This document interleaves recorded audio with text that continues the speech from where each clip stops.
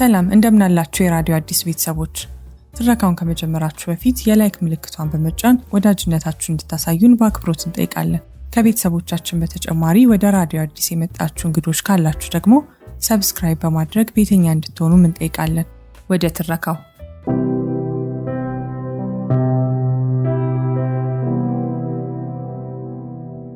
ወለተ ፍቅር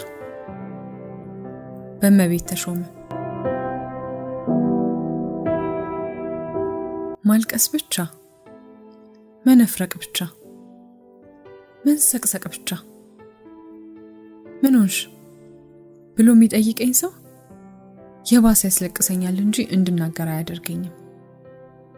ልዑል ናስኪ እያት እናት ታማለች፣ ልዑል ናስኪ እህትን መላበላት ይሉታል። እሱም አይመጣም፣ እኔም ለቅሶ ይብሳል።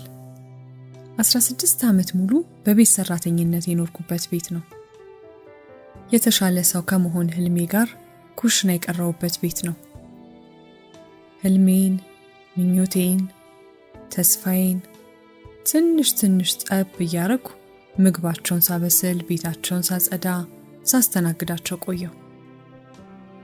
ሲወረውሩብኝ ጎንበስ ብዬ፣ ሲደበድቡኝ ያልሰማ መስዬ፣ ሲጠሉኝ የፍቅር ልብ የሌለው መስዬ ኖርኩ። ዛሬ ግን አቃተኝ። ልዑልን ከልቤ ስለማምነው ሲወረውሩብኝ ጎንበስ ማለትን ረሳው። ከአንጀቴ ስለምወደው ሲሰድበኝ በደንብ ሰማው። አይኔ ስለሚሳሳለት ጥላቻውን መቋቋም ከበደኝ። ልዑል ጉድ ሰራኝ፣ ልዑል ጉድ አደረገኝ። ልጅነቴን የሰዋሁለት በአዋቂነቴ የምሳሳለት ልዑል ዛሬ አንደበቱ ተብቶ አይኖቹ ማፍጠጥ ችለው እጆቹ ጠንክረው ጉድ ሰራኝ። ሰው መሆኔም ሴት መሆኔም ታላቅ መሆኔም ሳይታሰበው ያሳለፍነው መልካም ጊዜ ሳይከለክለው ለራሱ ብርሃን ሲባል ተለኩሳ የምትነድ ሻማ ህይወቴ ሳታሳዝነው ጉድ ሰራኝ። ይሄ ያላቃወሰኝ ምን ያቃወሰኛል? ይሄ ያላስለቀሰኝ ምን ያስለቅሰኛል? ምንም። ከቅርብ ጊዜ ወዲህ ሁሉ ነገሩ ተቀይሮብኝ ነበር። ራሱን ሲያውቅ ራሱን ከኔ ማራቅ ጀመረ። ከፍ ሲል ቁልቁል አየኝ። ማንነቱ የከበረ መሆኑን የተረዳ ሲመስለው ናቀኝ። እህትነቱ፣ አሳዳጊነቱ፣ ጓደኝነቱ፣ ቤተሰብነቱ ቀርቶ እንደ ቤት ሰራተኛ ብቻ ያይን ጀመር። ሲያዘኝ እንደማያቀኝ ሰው ሆነ። ሲወጣ ሲገባ ችላ ሲለኝ እንደ አዲስ ሰራተኛ ሆነ። በለቅሶዬ በምግብና በሰው ጥላቻ የሚያደርጉኝ ነገር መላ ሲጠፋቸው ጸበል ወሰዱኝ። ክርስትና ስምሽ ማን ነው አሉኝ ፍጹም እርጋታ የተሞላባቸው ልጅ እግር ካህን። አልኩ የምመልሰው ግራ ገብቶኝ። ክርስትና ስም ሊኖረኝ ይችላል፣ አላውቀው። ልዑልን እንዲይዝና እንዳጫውት በ6 ዓመቴ ነበር ከሀገር ቤት የመጣሁት። ጋሽ ደበበ ከተማ ወጥቶ ለመኖር የደረሰ ልጅ የለችም እንዴ? አለ የድሮ ጎረቤታችን አባይነህ። የገጠር ኑሮውን ትቶ ከተማ ከገባ ቆይቷል። ዛሬም የመጣው የመንደሩ ታላቅ ሽማግሌ ያርፈው ለቀብር ነበር። ምን ነው ለምን ፈለክ? አለ አባቴ ፊቱ የቀረበውን እርጎ አፉን ሞልቶ እየጠጣ። ወንድሜ ልጅ የምትይዝ ትንሽ ልጅ ፈልግልኝ ብሎኝ ነበር። አይጠፋም አለ አባቴ እርጎን አንጠፍጥፎ እየጠጣ። ቀጠለና ክፍያውስ ብሎ ጠየቀ። እንደ ገበያው ይከፈላታል። ወንድሜም ባለቤቴም ጥሩ ሰዎች ናቸው፣ በምንም ነገር አይጎዱብህም። ተስማሙ። አባቴ ልጆቹን በጣም የሚወደን ነበር የሚመስለኝ። ምግብ አስቀርቦ ካለኛ አይበላም። ማታ ማታ ዋርካችን ነው። ሶስታችንንም እላዩ ላይ ሰፍረን ሲደባብሰን ነው የሚያመሸው። አንዷም የማትሳተፈው አራስ ስለሆነችና ከእናታችን ስላልተላቀቀች ነበር። ሲገባ ሲወጣ የሚያየን አስተያየት የስስትና የብዙ ፍቅር ነበር። ምን ዋጋ አለው? በሬዎቹን ለወሰስ ሲጠየቅ ከሚያሰላስለው ሩቡን ያህል እንኳን ሳያስብ እኔን ለግርድና ለመስጠት ተስማማ። መንግስት ለዜጎቹ እንዲደነግጥ መጀመሪያ ወላጆች ለልጆች መደንገጥ አለባቸው። የመሄዴ ነገር እርግጥ መሆኑን ሳውቅ ዝም አልኩ። በጣም ከማዘኔ የተነሳ መናገርም ማልቀስም መለመንም አልቻልኩ። ብቻ አንድ ነገር ይከነክነኛል። ከሌላ ልጅ የተለየ ንቃት ማሳየት መልሶ በራስ ላይ ጠላት ይሆናል እንዴ? ስንፍናና መፍዘዝ ነበሩ ማለት ነው ከባርነት ሊታደጉኝ የሚችሉት እላለሁ። ጋሽ ደቤ ትልቋ ትሻልን ብለህ ነው አለ ጎረቤታችን አባይነህ እኔና እህቴን አገላብጦ ካየን በኋላ። አይ ትንሿ ትሻላለች፣ ንቁና ቀልጣፋ ናት አለ አባቴ። እስቲ አሁን ለማያውቃቸው ሰዎች ያን ያህል መጨነቅ ነበረበት? ፈዛዛዋን ልጅ ለራሱ አስቀርቶ ንቋን ልጁን ለባርነት መስጠት ነበረበት? የ40 ቀን እድሌ ያንተ ሚስት አደረገኝ ትል ነበር እናቴ ስትናደድ። ምን ማለቷ እንደሆነ ባላውቅም የ40 ቀን እድሌ የሰው ቤት ገረድ እንዳደረገኝ ገባኝ። በግድ ከእናቱ ጡት እንደሚያስጥሉት ጥጃ ልቤ ወደ ቤተሰቦቼ እያጋደለ እናቴ አይኗ እስኪጠፋ እያለቀሰች ጥያቸው ሄድኩኝ። እነ ልዑል ቤት እንኳን ሊረግጡት ሊያዩት ያሳሳል። ስፋቱ፣ የአበቦቹ ማማር፣ ጽዳቱ፣ ወደ ላይ 3 ደረጃ ያለው መሆኑ፣ የክፍሎቹ ብዛት ቤተ መቅደስ የመግባት ያህል የፈራሁት። በዚህም ያክል ግቢ ውስጥ 2 የቤት ሰራተኞች ባልና ሚስት፣ አንድ የ1 ዓመት ሕፃን ብቻ ይኖራሉ። ልክ እንደገባው በቅጡ ሰላም ሳይሉኝ ሊያጥቡኝና ጸጉሬ ሊላጩኝ ቸኮሉ። አጠቡኝ፣ አዲስ ልብስ አለበሱኝ፣ ጸጉሬ ላጩኝ፣ ቅባት ገቡኝ፣ ጫማም ሰጡኝ። ከዚህ በኋላ ነው ሰው ሆኜ ወደ ሳሎን የገባሁት። ሆዴ ጎድሎ ስለማያውቅ ምግብ ግድ ሰጥቶኝ አያውቅም። ሳሎን ውስጥ አንድ ጠረጴዛ ሙሉ ምግብ ተደርድሮ የበይ ያለ ያለ ሲጣራ ገረመኝ። ምግቡ ከመብዛቱ ምንነቱን አለማወቄ። ሳህን ሙሉ አንስተው ሲሰጡኝ 2ቴም ሳልጎርስለት ዘጋኝ። የእናቴ ሙልሙል በርጎ፣ እንጀራ በሽሮ፣ ቂጣ በጎመን፣ አነባበሮ፣ ጭብጦ፣ ቆሎ፣ ንፍሮ በአይኔ ላይ ውልብ አለብኝ። በሰው ልጅ ኑሮ ውስጥ በአንዱ መስዋዕትነት ላይ ቢሆንም ሌላው ከፍ የሚለው ይሄ ግን በዛ። ዘወትር ልቀበለው ይከብደኛል። የማሳድገው የ1 ዓመት ልጅ ልዑል ይባላል። እውነትም ልዑል እላለሁ። እኔን የመሰለ ገረድ ተቀጥሮለት የሚኖር ልዑል። ለራሴ ሳላድግ እሱን ለማሳደግ ብዙ ነው የሆንኩት። ለሱ የተገዛ የተረት መጽሐፍ ላይ የተሳሉ ስዕሎችን ተመስጬ ስመለከት ከደረጃ ላይ ወድቆ ተገርፌ ያውቃለሁ። እሱን ለማጫወት ጋደም ባልኩበት እንቅልፍ ወስዶኝ በዱላ ተነርቻለሁ። በመጫወቻዎቹ ስጫወት አስለቅሼው በመልስ ምቱ አልቅሻለሁ። እየራበኝ አብልቼዋለሁ። ፍቅር እየጠማኝ ፍቅር ሰጥቼዋለሁ። እያለቀስኩ አስቄዋለሁ። የሚያቅፈኝ እየፈለኩ አቅፌ አባብዬዋለሁ። እየከፋኝ አጫውቼዋለሁ። ከእናቱ በላይ አሳድጌዋለሁ። እሱን አስጠናለሁ ብዬ ማንበብ ለመድኩ። እንደሱ ትምህርት ቤት ለመግባት ስቋምጥ ወደ ኩሽና ገባሁ። መለያየትም ጀመርን። መልሽልኝ እንጂ የክርስትና ስምሽ ማን ነው አሉና በያዙት ጧፍ ትከሻይን መታ አደረጉኝ። ወለተ ፍቅር አልኳቸው ልገላገል በሚል ግዴለሽነት። ደግሞም የልዑል እናት ወለተ ማርያም ስትባል ሰምቼ አውቃለሁ አሉ እሳቸው በተራቸው። ደንግጠዋል ወይም በጣም ተገርመዋል። ወለተ ፍቅር ደገምኩላቸው። ሆሆይ ብለው ሳቃቸውን ለቀቁት። ወለተ ፍቅር በሉ ልብሷን አውልቁና አስገቡልኝ አሉ። ጋቢያቸውን አውልቀው ማገር ላይ አንጠለጠሉት። ዘፍ ዘፍ ማለት ትተው ቆንጠር ቆንጠር እያሉ ገቡ። ቀዝቃዛው ጸበል ሲፈስብኝ መጮህ አማረኝ። ለሰው ለማይታየው በደሌ፣ ለሰው ለማይገባው ፍቅሬ፣ መቼም ለማይሳካ ህይወቴ ማልቀስና መጮህ አማረኝ። አደረኩት። ካህኑ ውጣ፣ ልቀቅ እያሉ ይጮሃሉ። እኔም ለ40 ቀን እድሌ እያልኩ ጮሃለሁ። በኋላ ማልቀስ ጀመርኩ። ስለ ህይወቴ መበላሸት፣ ስለ እድለቢስነቴ እየተቆጨው ተንሰቀሰቅኩ። የዛን ቀን ቤት ውስጥ ማንም አልነበረም። በፍጹም ክፍሌ እንዳትገቢ ብሎ ደጋግሞ አስጠንቅቆኛል። እኔ ደግሞ ከቁም ነገር ሳልቆጥረው ቀረው። እንደ ወንድሜም እንደ ልጄም ነው። እንደለመድኩት ዘው ብዬ ስገባ ክፍሉ በጭስ ታፍኗል።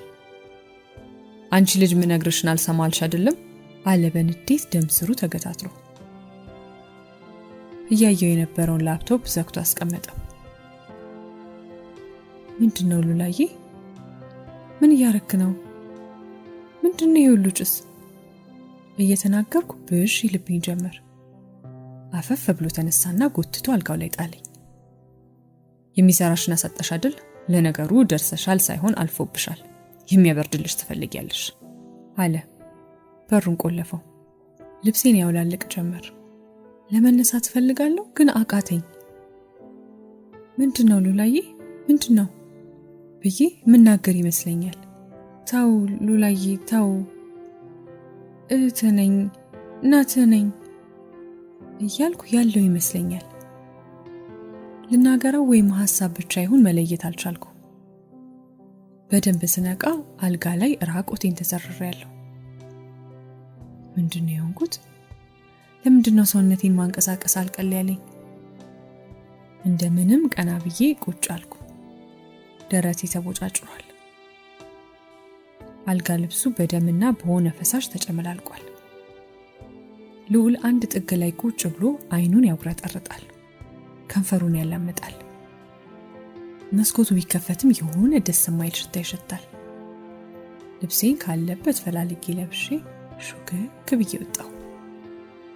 ለቅሶ ሲበቃኝ ዝም አልኩ። ጸጥታ በመላ አካላት የተሰራጨብኝ። ተረጋጋሁ። ኑ ሰዷት አለ ካህኑ። ለቅሶዬን አቆምኩ። ኑሮ ይቀጥላል። ነገር ግን ቤቱን ጥዬ ለመሄድና ወደ ቤተሰቦቼ ለመመለስ ወሰንኩ። የመሄጃ ቀኔን ስጠባበቅ 3 በእድሜ ገርጀፍ ያሉ ካህናት በሌሊት መጡ። ድግስ ሲኖር ከሚመጡት ካህናት መካከል ናቸው። ዛሬ ድግስ የለ፣ እንዴት መጡ እያልኩ ግራ ተጋባሁ። እኔ ብቻ አይደለሁም፣ የልዑል እናትም ግራ ተጋብታለች። ምን ነው ምን እግር ጣላችሁ አባቶቼ? በማርያም ቁጭ በሉ ባዛኝቱ አለቻቸው። የለም አንቀመጥም አሉ። እንደ ወታደር ቀጥ ብለው በመደዳ ቆመዋል። የመጣንበትን ጉዳይ እናስረዳና እንቀመጣለን አሉ። ከፊታቸውም ከወዳቸውም ሰፋ የሚሉት ጥቁር ካህን በዚህ ጠዋት ከጭራቸው አልተለዩ። እየተናገሩ ጭራቸውን ወዲያ ወዲያ ያመናትላሉ። ልጅዎትን እንዲሰጡን ለሽምግልናን የመጣ ነው ቀጠሉ። አሃይ አባቶቼ፣ እኔ እኮ ሴት ልጅ የለችኝም። ቤት ተሳስታችሁ ይሆን አለቻቸው የበለጠ ግራ ተጋብታ። ወዲህ ነው ወለተ ማርያም፣ ወዲህ ነው ቀጠሉና እዚህ ቤት ያለችዋን ስናፍቅሽ ነው ልንጠይቅ የመጣ ነው አሉ። ስናፍቅሽ ይቺን ቤት ያለችው? የልዑል እናት ባለማመን አይኗ የተበለጠጠ ይመስለኛል። በበሩ ቀዳዳ ካህናቱ እንጂ እሷ አትታየኝም። አዎን። ለማን ነው ለመሆኑ? ለመሪጌታ እያሌው ነው። ያው እንደምታውቁት የኛ አይነት ሰው ምንም ማታቅ ድንግል ነው ማግባት የሚችለው። የከተማው ሴት ሁሉ ሱሪ እየለበሰ የትም እየዋለ መላቷል። እንደሷ ያሉት ናቸው ለኛ የሚሆኑት አሉ። ፊታቸው ስልክክ ከማለቱ ያለ ቅጥቀጥኖ የድርቅ ተጎጂ ያስመሰላቸው ካህን እንደኔ ደንግጠው ይሆን አላውቅም። ዝም ብለው ትንሽ ቆዩ። ታዲያ ልጅቱ ትጠየቃ አለሽ በመጨረሻ። ልጅቱ ምን ትላለሽ ብለው ነው ወለተ ማርያም? ግን ይሁን እሺ ትጠየቅ። ራሷ ብቻም አይደለችም አባቶቼ፣ ቤተሰቦቿን መጠየቅ ይገባቸዋል። እኛ ብናሳድጋትም የተከበሩ ቤተሰቦች አሏት። ይሁን መልካም ነው። ፈጣሪ የሚወደውን ሁሉ እናደርጋለን። ለካህን ሚስትነት መመረጥ ቀላል ጉዳይ አይደለም። እንደ ንጉሥ ዳዊት ከእረኝነት ለንግስና እንደመመረጥ ነው አሉ ፊታቸውን በሸፈነው ጸጉር ውስጥ አይናቸው ጭል የምትል ካህን። ስናፍቅ እያለች ኮቴዋ ሲሰማኝ ራሴን አዙሮኝ የማጥወልወል ስሜት አሸንፎኝ ወደ ወለሉ ሸርተት እያልኩ ነበር። ለምን ያህል ጊዜ እንደሆነ አላወኩም። ስነቃ ሆስፒታል አልጋ ላይ ነኝ። የልዑል እናት ወንበር ላይ ቁጭ ብላለች። መንቃቴን ስታይ ተስፈንጥራ ተነሳችና መጣች። ስናፍቅ ነቃሽ? ደህና ነሽ? ተመስገን ብላ ፊቴ እንደባበሰች ቀስ ብዬ ደህና ነኝ አልኳት። ቆይ ልንገራቸው ብላ እየተጣደፈች ሄደችና ዶክተር ይዛ መጣች። ስናፍቅ እንዴት ነሽ? ፈገግታው ደስ ይላል። ምን እየተሰማሽ ነው? የሚሰማሽ ነገር ወይም ቦታ አለ አለኝ። የለም አልኩ። አይኔን ምላሴን አየ፣ ደረቴን አዳመጠኝ። ክንዴን ጨምድዶ የሆነ ነገር አየ። የሆነ ነገር አስጠግቶ ግንባሬ ላይ ጡጥ አደረገ። ሁሉም ሰላም ነው፣ አዳሯን አይተን ትወጣለች። ስናፍቅ በርቺ ብሎኝ ሄደ። ስናፍቅ አለችና ወንበሯን በጣም አስጠግታ ተቀመጠች። ስናፍቅ ምንድነው የሆንሽው? ንገሪ። ይህን ሁሉ ዓመት ኖረናል፣ ቤተሰብ ነን። እናትሽ ወይ እህትሽ በይ፣ ንገሪ ስትል ማልቀስ ጀመርኩ። ጠበቀች። መናገር አቃተኝ። ግድ የለም ንገሪ፣ ምንም ይሁን መፍትሄ ይፈለጋል። ንገሪ፣ ቢያንስ ደረትሽ ላይ ያለው ጉጭሪያ ምን እንደሆነ ንገሪ አለች። ደፈረኝ የሚል ቃል በምጥ ወጣኝ። ምን? ማን? አለች። ተነስታ ቆማ ቁልቁል አፈጠጠችብኝ። የሆነውን ነገርኳት። ትውከት ለቀቀባት። ማመንም መካድም አልቻለችም። የእኔ ልጅ ልዑል? ትንሹ ልዑል ነው የደፈረሽ? የእኔ ልጅ ልዑል ነው ሱሰኛ የሆነው እኮ የኔ ልዑል እያለች ማልቀስና መንቆራጠጥ ቀጠለች። የልጅን መልካም ማንነት በቁሳቁስ አቅርቦት መቅረጽ ይቻላል እንዴ? በስሜትም በአካልም ቅርብ ሆኖ ራስን ተወት አድርጎ ነው ልጅን ማሳደግና ስኬታማ መሆን የሚቻለው። ልዑል እኔ እጅ ላይ ነበር።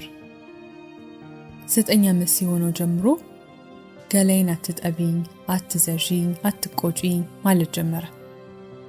ለራሱ ብዬ ስቆጣው ለራሷ ነው ብሎ መልሶ አስቆጣኝ። ማን ሆነሽ ነው የኔ ልጅ የምትቆጪው? ስርዓት የምታስተምሪው አለችኝ የልዑል እናት። እርግፍ አድርጌ ተውኩት። የሆዱንና የልብሱን የክፍሉን ጽዳት መከታተል ሆነ ስራዬ። ሹፌር ያመላልሰዋል፣ አስጠኛ ያስጠናዋል። ብዙ ጊዜ ወላጆቹ ቤት ሳይገቡ ይተኛል። ወላጆቹስ ሁለቱም በስራ የተወጠሩ ናቸው። ሲገቡ ሲወጡ መጫወቻ፣ መጽሐፍ፣ ልብስና ጫማ፣ ኬክ፣ በርገር፣ ቸኮላት ያንበሸብሹታል። ተፍ ሲል ደግሞ የኪስ እያሉ ገንዘብ ያሸክሙት ነበር። ዛሬ የኔ ልጅ ልዑል ነው የደፈረሽ፣ የኔ ልጅ ልዑል ነው ሱሰኛ የሆነው ትልልኛለች። የሷ ልጅ ሱሰኛ ያልሆነ ማን ሊሆን ነው? ተመልካች የለው፣ ሁሉ በእጁ ሁሉ በደጁ። በዚያ በላፕቶፕስ ምን እንደሚያይበት ማን አየው? ትምህርት ቤት ብሎ የት እንደሚውል ማን ተከታተለው? ጓደኞቼ ጋር ብሎ የት እንደሚሄድ ማን አወቀ? በልጅ መባረክ ትልቅ ትርፍ ነው። በልጅ መባረክ ትልቅ ትርፍ፣ በልጅ መዋረድ ትልቅ ኪሳራ ነው። መላእክቱ ከፊቱ ከሚንቀጠቀጡ አንጻር የኔ ኢምንት ቢሆንም በፍጹም ፍርሃት ነበር የምንቀጠቀጠው። ዋናው ሐሳብ የልዑል እናት ቢሆንም እኔም እያወቅኩ በድፍረት ያደረኩት ነገር ነውና ሰላም አጣው። ልቤ ዝም ብሎ ጅው ይላል። ሰውነቴ ይንቀጠቀጣል። ከቄስ አያሌው ጋር በተክሊል ልንጋባ ስርዓተ ተክሊሉ ሲጀመር አብረከረከኝ። ቅዳሴ ከመጀመሩ በፊት ባለችው ትንሽ ደቂቃ ወደ ጆሮዬ ጠጋ ብለው ቅዱስ መንፈሱ ሊያርፍብሽ ስለሆነ የዋና ንጹህ ስለሆንሽ ነው የፈራሹ ይህ ትልቅ ጸጋና በረከት ነው። ልብሽ ደስ ይበለው፣ በደስታ ተቀበዩ፣ አይዞሽ አሉኝ። አየዋ አይንጹ እንባዬን በዝምታ ማፍሰስ ጀመርኩ። አንተ እንዳልክ የወደድከውን አድርግ፣ አንተ የፈቀድከው ይሁን ማለት ጀመርኩ። መቼ ምን ማድረግ እንዳለብህ የምታውቅ አምላክ ነህ። ተዋርዶ የመሞቻ ቀኔ ዛሬ ከሆነም አድርገው፣ ይቆይም እንደው እንደ ፈቃድ ይሁን አልኩ። ይህን እንደተናገርኩ በረታው። ከዚያ በፊት ግን ቻይና ሄጄ ነበር። የልዑል ቤተሰቦች ለንግድ ስለሚመላለሱበት እኔን ቻይና መውሰድ ቁም ነገራቸው አልነበረ። አንድ ቀን ራት ቀርቦ እያለ ከስናፍቅ ጋር ቻይና ደርሰን እንመጣለን አለች የልዑል እናት። አስፈላጊ ነው አለ የልዑል አባት የተቀለለው ምግብ እያስቀመጠ። 17 ዓመት እዚህ ቤት ነበረች። ትንሽ ረፍት አድርጋ ዘና ትበል። የምትፈልገውን ሁሉ እንገዛለን። ጥሎሹንም ልብሱንም። ባለ ትዳር ልትሆን አይደል? ከሰው የምትቀላቀልበት ብዙ ነገር ያስፈልጋታል። ቄሱንም ምንም ማስቸገር አያስፈልግም። ይቺን ጥቂት ነገር አድርገን እንሸኛት፣ አይጎዳም አለችው። ምግቡን ትታ አይኑን እያየች ነው ያወራችው። ተጨማሪ ንግግር ሳያስፈልግ ተስማሙ። ዋናው ዓላማ ግን እሱ አይደለም። ዋናው ዓላማ ለሰርጉ ዕለት የሚሆን ድንግልና ልታሰራልኝ ነው የወሰደችኝ። የልጇን ነውር መደበቅ የፈለገችው የኔንም ሕይወት ከመበላሸት የታደገችው በዚህ መንገድ ነበር። ልዑልን ፍርድ ቤት ወስዶ ማስቀጣት የማይታሰብ ነው። በራሴ እጅ መግደልን ደግሞ አስቤዋለሁ። ግን መጨከን አቃተኝ። ሕይወት ትቅጣው፣ ፈጣሪ ካለ ይፍረድበት ብዬ ተውኩት። ፊደል በመቁጠሬ ቤት ውስጥ የነበረውን ፍቅር እስከ መቃብርን አንብቤያለሁ። የሚወክለኝ ነገር ስላለው ደስ ይለኛል። በዚህ ዘመንና በእኔ ዘመን የተሻሻለው ነገር ምንድን ነው ብዬ አስባለሁ። መናገር ያልቻለ እንዲዳ ይሆን ነው? ስሜት እያለን ሙት የመሰል ነው? ሐሳብ እያለን ዝም ያልነው ለምንድን ነው? መልኩን በቀየረው የፊውዳል ስርዓት አይደለም? ከተሜውና የተማረው ገጠሪውና ባልተማረው ላይ ፊውዳል ሆኗል። ምክንያት እየፈለገ ይበዘብዘዋል፣ ያዋርደዋል። እኔን የመሰሉ ሕፃናትን ከእናታቸው ጉያ፣ ከራእያቸው፣ ከሰውነታቸው፣ ከትምህርታቸው አናጥቦ የራሱን ምቹ ዓለም ለመገንባት ይዳክራል። የሰውን እናትነት እያቀለለ የራሱን እናትነት ለማክበር ይጥራል። የሰው ልጅነት እየቀማ የራሱን ልጆች የተሻለ ሰው ለማድረግ ይቋምጣል። የድሆች ሰውነት የተሻለን ሰዎች ነን በሚሉ ሰዎች ተክዷል። ብዙ አውጥቼ ካወረድኩ በኋላ ለምን ብዬ ነው እውነተኛ፣ ጨዋ፣ ንጹህ፣ ቅዱስ ለመሆን ምሽጨረጨረው? ማን ያሳየኝ ህሊና ነው እኔን የሚቆረቁረኝ? ማን ያሳየኝ ክብርና ሞራል ነው ለሌሎች ክብር ተጨናቂ የሚያደርገኝ? ስለ ሲኦልስ መጨነቅ አለብኝ? ሲኦልን እዚሁ ገብቼበት አይደለ እንዴ ወደሚለው ሐሳብ አይደለም።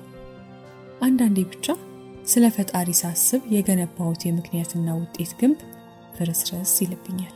ህሊናዬም ኮተቱን አራግፎ ብቅ እያለ ይጎበኘኛል። ክፉን በክፉ መቃወም ልክ ነው? በልዑል ኃጢአት ቄሱን ማጨማለቅ ተገቢ ነው? እሳትና ውሃ ቀርቧል፣ ወደ እሳት ለመግባት መረጥሽ ይለኛል። መስሜን ደፍኜ ቄሱን በማግባት ውሳኔ የጸናው። ለሴት ልጅ ትዳር ትልቅ ክብር አይደለም? ትዳር አደባባይ የወጡትን ሴቶች አልፎ ጓዳ ድረስ ፈልጎኝ ሲመጣ ለምን ልሽሻው? ወላጆቼስ ተጠርተው ሲነገራቸው እንዴት ነው በደስታ ጮቤ ረገጡት? እንዴት ነው ያ ጎስቋላ የገበሬ ፊታቸው በኩራት ወገግ ያለው? እንዴት ነው ተደፍተው ተቀንተው ፈጣሪንና አሰሪዎችን ያመሰገኑት? ቄስ አያሌው ላይ እንድጨክን ያደረገኝ ሌላው ምክንያት ከታጨው በኋላ ያገኘሁት ክብርና ፍቅር ነው። ላይናቸው ሞልቼ የማላውቀው የሰፈሩ ወይዛዝርት ሳይቀሩ እንኳን ደስ አለሽ የኔ ቆንጆ አሉኝ። አገላብጠው ሳሙኝ። ስናፍቅዬ ብለው ጠሩኝ። አብሬያቸው ምግብ በላሁ። ከጎናቸው ተቀመጥኩ። ክርስትና ተጠርቼ ከልዑል እናት ጋር ጎረቤት አምሽቼ መጣሁ። 17 ዓመት ስኖር አንዱንም ነገር አላየሁትም ነበር። የልዑል እናትም 2 አዳዲስ ሰራተኞች ቀጠረች። ስራ ስታስጀምራቸው ስናፍቅ እህቴ ናት፣ በቅርቡ ተድራ ትወጣለች፣ እስካለች ድረስ የቤቱን አመል ታሳያቸዋለች። የምትላችሁን አድርጉ ብላ አስጠነቀቀቻቸው። ይህም ብቻም አይደለም፣ ከእንግዳ ክፍሎች ውስጥ አንዱ ተሰጠኝ። አዝዤ ማደር እመቤት ሆንኩኝ። ማታ የሚሰሩትን ነግሬ አርፍጄ ሆነ ከእንቅልፍ የምነሳው። ተጠርቼ ቡና መጠጣት፣ ከቤተሰቡ ጋር ማዕድ መጋራት፣ ሶፋ ላይ ጋደም ብዬ ቲቪ ማየት ጀመርኩ። ጋውኔን ለብሼ ግቢ ውስጥ መንጎራደድ፣ በአበቦች መሃል መቀመጥ አዘወተርኩ። 10 መታጠብ፣ መስታወት ፊት መገተርና ጸጉሬን ማፍተልተል ስራዬ ሆነ። መታጨት ሁሉ ነገር ይለወጠው፣ ጭምልቅ አደረገኝ። እንዴት ብዬ ወደ ኋላ ልመለስ? ያቺ አስፈሪ ሰዓት ደረሰች። ማስፈራቱ ያልፋል ብዬ ስጠብቅ አስጨናቂ ሆኖ አረፈው። ድንግልናን መልስልሽ ብለው ምን እንደገጠሙብኝ አላውቅም። ቄሱ 3 ቀን 3 ሌሊት ሙሉ ቢታገሉ መስበርም ሆነ መቅደድ አቃታቸው። ሀገር ቤት ቢሆን ካህኑም ባይሆኑ ኖሮ አንደኛ ሚዜ ወይንም ታላቅ ወንድም ይጠራና ያግዛቸው ነበር። መሀል አዲስ አበባ ላይ ተቀምጠው ማንን ምን ብለው እርዳታ ይጠይቁ? መጀመሪያም ምኑም አያምርም ነበር፣ አሁንም ምኑም አላማረም። የልዑል እናት አይዞሽ ድንግልና ይገዛል ስትለኝ ክውን ያልኩት። ሳቂ መጥቶ ነበር። እንዴት አልኳት ዝርዝሩን መስማት ጓጉቼ። ድንግልና ከሆነ ቄሱ እንዳታገቢ የሚከለክልሽ ሐኪም ጋር ሄደን ወደ ነበረበት ይመለሳል። ምንም ልዩነት የለውም። ተመልሰሽ ድንግል ትሆኛለሽ፣ ደሙም ይፈሳል አለች። አድርገው የምታውቅ ነው የሚመስለው። ነገሩን አምኖ ለመቀበል ትንሽ ጊዜ ወሰደብኝ። በኋላ ላይ ደግሞ ህመሙንም ማሰብ ጀመርኩ። ቢያመኝስ አልኳት። ብዙ ህመም የለውም፣ ማደንዘዣ ይደረግልሻል። በጣም ቀላል የሚባል ስራ ነው ብለውኛል ሐኪሞቹ። በሰው ፊት ያውም በፈረንጅ ፊት እግርን መክፈት ቀላል አልሆነልኝም። ተሸማቀቅኩ። በዛ ላይ ሚሉትን አልሰማ፣ የምለውን አይሰሙ። ፈተና ሆነብኝ። ሰርጀሪ ክፍል ሰው መግባቱ አይችልም፣ የልዑል እናት መግባት ግድ ሆነ። በሱ አስተርጓሚነት ጣጣይን ጨርሼ ወጣሁ። በጣም ስለፈራው ነው መሰል ብዙ አላመመኝም። ተነስቼ ለመራመድ ስሞክር ግን የሆነ የማይመች ነገር ሆነብኝ። ወጥሮ የያዘኝ ነገር አለ። የሆነ እንጨት ያጋደሙብኝ ነው የሚመስለው። በማግስቱ ደግሞ ጉድ መጣ። ደም ይፈሰኝ ጀመር።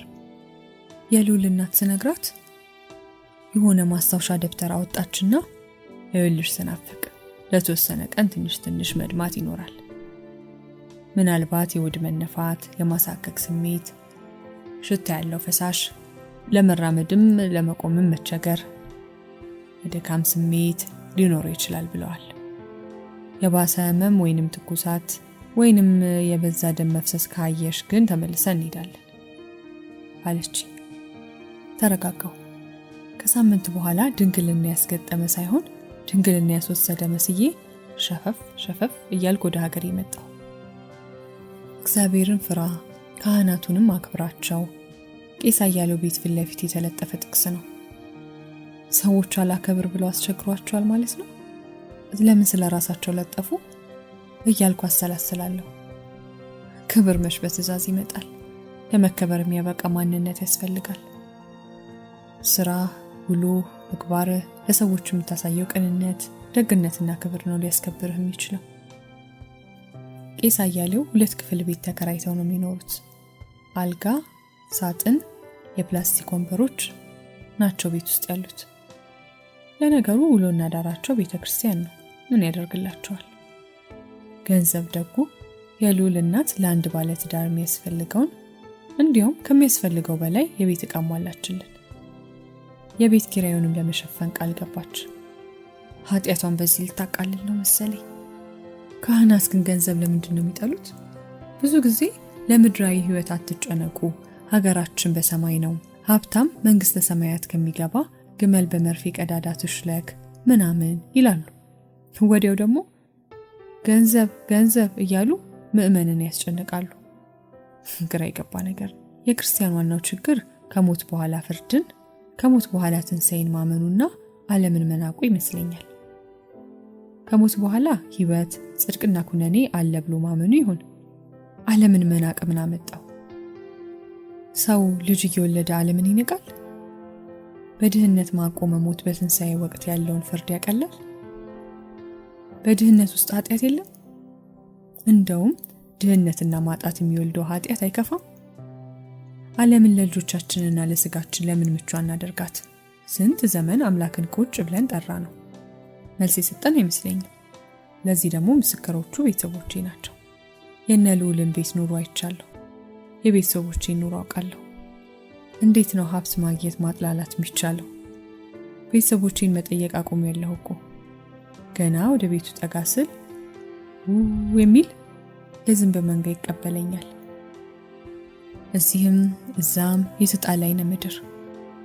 ልብሳቸው እድፍ የሆነ ሕፃናት፣ ጭቅቅታቸው ሰውነት የሆኑ ሕፃናት፣ ልፍጣቸው ሽንታቸው በላያቸው ላይ ደረቀ ሕፃናት እንኳን ለመሳም ለማየት ያሳቅቃሉ። መብራት የለም። ፀሐይ ቆልቆል ስትል መንደሩን ጸልመት ይውጠዋል። ጋዝ ገዝቶ ኩራዝ ማብራት የሚከብድበት ቤት አለ። በጭስ የታጀበ እሳት የሚነድበት ሳሎን፣ ወደብ ላይ ተኮለኮሉ ሕፃናት፣ በደብዛዛው ብርሃን ውስጥ ቡና ለማፍላትና እራት ለመብላት የምትንደፋደፍ እናት። የጥንት ሰዎችን አኗኗር ያስታውሳል። ቁርበት አንጥፎ መሬት መተኛት፣ የወንዝ ውሃ መጠጣት፣ ምኑ ቅጡ። በጣም ያስጠላል፣ ያማል። እኔ ባሪያ ሆንኩ እያልኩ እየይላለሁ። የመንደሩ ሰው በልብስና በጫማዬ ውበት፣ በቆዳዬ ጥራት፣ በጠረኔ ማማር፣ ይዤ በሄድኩት የፈረንጅ ዳቦና 3 ሊትር ዘይት ይደነቃል። ሴት ልጁን ከተማ ለማስቀጠር ይጎመሻል። ይህንን ህዝብና ኑሮ ይዞ ምድር አላፊ ጠፊናትና ናቋት አይነት ትምህርት አንጀት ያሳርራል። ምድር እስክትጠፋ እኛም እስከምንሞት ለምን በምቾት አንኖር? ለሰው ልጅ አስችልም እንደመባል ክፉ ህመም የለም። እነዛን 3 ቀናት እንዴት እንዳሳለፍኩ መናገር ፈልጋለሁ። ግን እንዴት ልንገራችሁ? ከሰውነት ወደ እንስሳነት የወረድንም ይመስለኛል።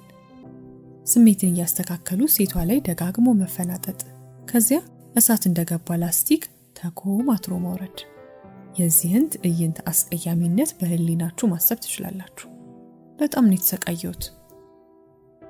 ጭንቀታቸውን ሳይ የራሴን ስቃይ ወደ ጎን ትቼ ልረዳቸው ፈለኩ። በዚህ 3 ቀናት ውስጥ ከቤት አልወጡም። የየሰዓቱን ጸሎት ያደርጋሉ። እንደ ነገሩ ማቀርብላቸው ምግብ ይቀምሳሉ። ፊታቸው ሐዘን፣ ስጋት፣ ንዴት፣ ተስፋ መቁረጥ ይፈራረቅበታል። ደግሞ ብርታት ያገኙና ይሞክራሉ። አይሳካም። የሴት ወግ ትዬን ላማክራትና መፍትሄ ልፈልግ አልኳቸው። በ4ኛው ቀን ላይ ትንሽ አሰቡና ተስማሙ። ታዲያ አደራ ጉዳዩ ከሶስታችን እንዳያልፍ አሉኝ ስወጣ።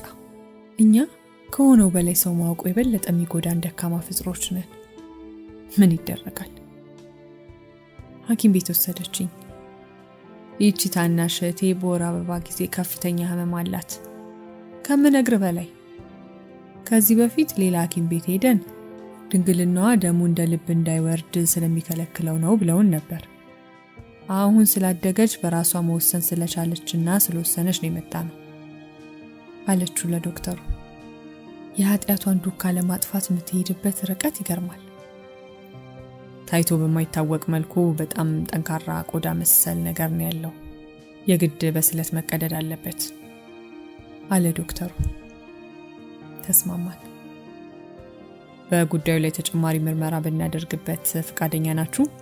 አለ ዶክተሩ የልዑልን እናት አይን አይኗን እያየ።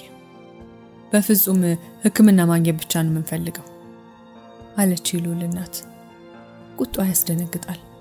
ፈስ ያለበት ዝላ አይችልም አይደል? ተረጋጊ፣ ካልፈቀዳችሁ ተዋዋለሁ አለ አንገቱን በአግራሞት እየወዘወዘ። ወተን ሄድን። በዚህ መልኩ ተስተካክዬ ለቄሱ አገልግሎት መስጠት ጀመርኩ። ቁጭ ስለ የሰርግ ፎቶዬን ማገላበጥ ለመድኩ። በጣም ደስ ይላል። እግዚአብሔር መቼም ኃጣኑንም ጻድቃኑንም ማክበር ያውቅበታል።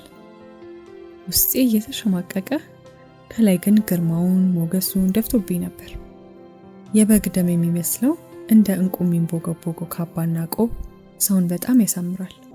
ከሙሽራዬ ጋር ኩፍስ ብለን በሰው መሃል ጥርብብ እያለን ስንጓዝ እልልታው፣ ዝማሬው፣ የቅዱሳን አባቶች ባርኮቱ ልዩ ነበር። ካህናት ቀልደኛ አይመስሉኝም ነበር። ይከብዱኛል። የካህን ሚስት ሆናለሁ ብዬ በእውኔም በህልሜም አስቤም አላውቅም። ቢበዛ የነሉል ግቢ አትክልተኛ፣ ቢያንስ ደግሞ የቤተሰቡን ጫማ ጠራጊ ማገባ ነበር የሚመስለኝ። አጋጣሚውን ባገኙ ቁጥር እነሱ ነበሩ ጎንተል ቸብ ዳበስ የሚያደርጉኝ። አንዳንዴም የሰፈሩ ወፍጮ ቤት የጤፍና ስንዴ አስፈጪ ነበር ልቤን የሚሰልበው። ዱቄት በቃም አይኑ ትኩር ብሎ ሲያየኝ የሆነ የሚሰማኝ ስሜት ነበር። ሲሄድም ጠብ እርግፍ ብሎ ነው የሚያስተናግደኝ። ቄስ አያሌው ግን በጣም ቀልደኛ ናቸው። ኮስተር ብለው ቁም ነገር ሊያወሩኝ ካልፈለጉ በስተቀር ሁሌም ወለተ ፍቅር ነው የሚሉኝ። በዚህ ስም አይጥሩኝ ስላቸው ደግሞ ቆባቸው እስኪወልቅ ድረስ ይስቃሉ። አኮርፋለሁ።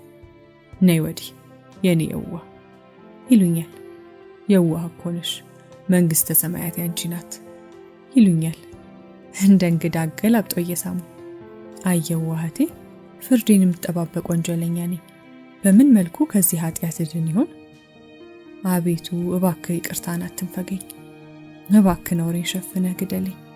እባክህ እላለሁ ብብታቸው ውስጥ ተሸጉጬ። ጠረናቸው ገዳይ ነው። የሽቶ፣ የዕጣን፣ የተፈጥሮ የወንድነት ሽታ ድብልቅ ጠረን ያላቸው። ባለችኝም በሌለችኝም ሰዓት ለጸሎት እቆማለሁ፣ እንበረከካለሁ። ብዙ ጊዜ ይመጡና ከኋላ ይቆማሉ። ጸላይ ሚስት ስለሆንኩ ደስ ይላቸዋል። የካህን ሚስት ወግ ነው። የካህን ሚስት ጾም ጸሎት ያኗኗር ዘይቤ ሳይሆን ህይወት መሆን አለበት። ተባረኪ።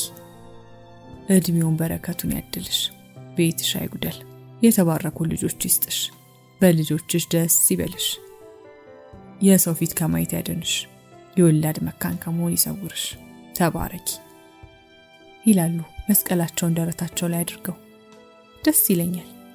ሰላም ሆኖ ሰላም የሚሰጥ ሰው ማግኘት መታደል ነው። በጎ ተመኝቶ በጎ የሚሆንለት ሰው መልካም ነው። ለሌሎች ለመስጠት የሚሮጠውን በረከት ለቤቱም የሚሰጥ ሰው የተባረከ ነው። አንድ ቀን እንዲህ ቁጭ ብዬ ፎቶ ሳገላብጥ አነስተኛ ፍራሽ ይዘው መጡ። ምን ገጠሙት? እንግዳ ሊመጣቦት ነው? አይ ለራሴ ነው። ምን ሆኑ አልኩ። የካህን ነገር መንፈስ ቅዱስ የተሰወረውን ቢገልጥላቸውስ ማን ያውቃል? የቤተ ክርስቲያን አገልግሎት ሲኖር አንቺም የወር አበባ ላይ ስትሆኚ፣ ነፍሰ ጡርም ስትሆኚ አልጋ መለየት ያስፈልጋል። ራስን ፈተና ውስጥ መክተት አያስፈልግም። የካህን ትዳር በረከትም ቢኖረው ስራም አለው። ራስን መቆጠብና በስነ ስርዓት መኖር ያስፈልጋል አሉኝ። በአንድ በኩል እፎይታ ቢሰማኝም ቅር አለኝ። እቅፋቸውን ለምጄዋለሁ። አንድ ቤት እያደሩ አልጋ ለይቶ መተኛት ተገቢ አይመስለኝም፣ ግን መታዘዝ ይሻላል ብዬ እሺ አልኳቸው።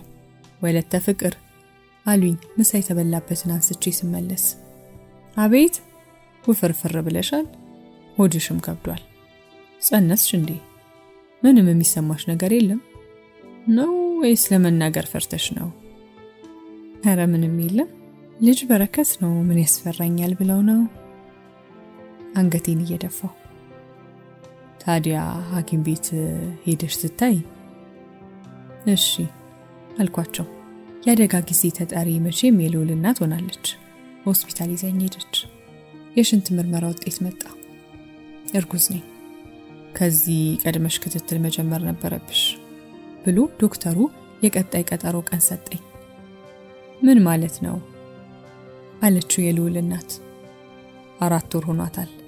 ክትትል ማድረግ ነበረባት። 4 ወር አለች አይኗ ተበልጥጦ። አዎ ምን ነው ችግር አለ? ቀላል ችግር አለ አልኩ በውስጤ። የእርጉዝ ድንግል ነበርኩ ማለት ነው። ምን በድየው ምን አድርጌው ነው ግን ፈጣሪ እንደሚያሰቃይ? አንዱን አለፍኩት ስለ አንዱን። ምን ላርክሽ? እኔ ምን ላርክ? የልዑል እናት መሪዋ ላይ ተደፍታ ትንሰቀሰቃለች። አብሬ ያለቅሳለሁ። የ40 ቀን እድሌ ጠማማ ሆኖ እኔ ተሰቃይቼ እሷንም አሰቃየዋት። እሺ ምን ይሁን? ምን ይደረግ? እሺ አሁን ምን ይደረግ? 4 ወር የሆነው ጽንስ ምን ይደረጋል? ይወለድስ ቢባል ምን ሊባል ነው? እንዴት አይነት ጣጣ ውስጥ ነው የገባሁት? እግዚአብሔር ይልልሁል። እሱ ይል አንድ ልጅ ነው ብዬ አማርሬ አላውቅም ነበር። ይህንኑ ባርክልኝ ብዬ ነበር መጸለየው። የወላድ መካን አደረገኝ። ምንድን ነው የበደልኩት? ያጠፋሁት ነገር ምንድን ነው? ምን ነው እንዲፈተንከኝ አምላኬ? ምን ነው? ያለ ማቋረጥ እየለፈለፈች ረጅም ሰዓት አለቀሰች። ስሜቷ እየረገበ ሲመጣ ነፍሰ ጡር ነሽ አሉኝ፣ ግን ጽንሱ ላይ ችግር አለ። ከሳምንት በኋላ ከባለቤትሽ ጋር ነይ ብለውኛል። በያቸው ቄስ አያሌውን አለችኝ። እንዲህ ተረብሻ በምሬት እያለቀሰች ጭንቅላቷ መፍትሄ ያስብ ነበር ማለት ነው። ምን አስባ ይሆን ደግሞ? ሆዴን ሲቆርጠኝ ቆየው። በሶስተኛው ቀን ሐሙስ ዕለት የልዑል እናት ቤት ድረስ መጣች። ስናፍቅ ምን አሰብሽ አለችኝ። ምን ላስብ እትዬ? ምን ላስብ? ዙሪያዬ ገደል ሆኖብኝ ቁጭ ብያለሁ። እኔ ሐኪም አዘጋጅቻለሁ። ለቄስ አያሌው አሳማኝ ምክንያት ይነገራቸዋል። ከማህፀን ውጭ እርግዝና ነው ይላቸዋል። ከማህፀን ውጭ እርግዝና ፈንድቶ አንቺን ይገልሻል እንጂ ፈጽሞ አድጎ ሊወለድ አይችልም። አንቺም ምንም እንደማታውቂ ሆነሽ ጽንሱ ይቋረጣል፣ ማህፀንሽም ይጠረጋል አለችኝ።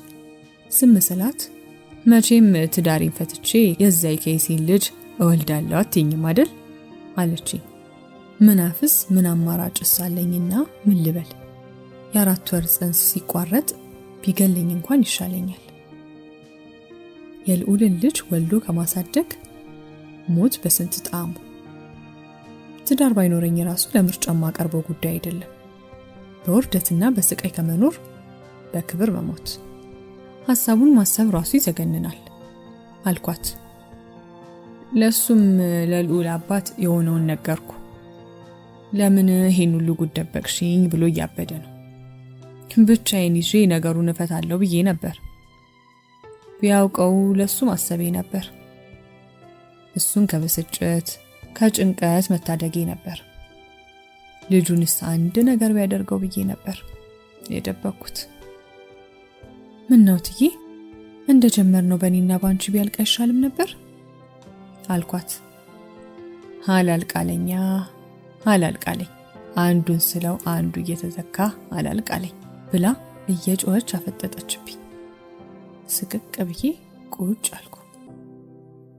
ይቅርታ ስናፍቂ፣ ይቅርታ ትንሽ ልክ አይደለሁ አለችኝ። ማክሰኞ በጠዋት መጥቼ ወስዳቸዋለሁ፣ ቄሱ የሚጠብቁኝ፣ ደግመሽ ንገሪያቸው ብላኝ ወጣ ሄደች። ሰኞ ዕለት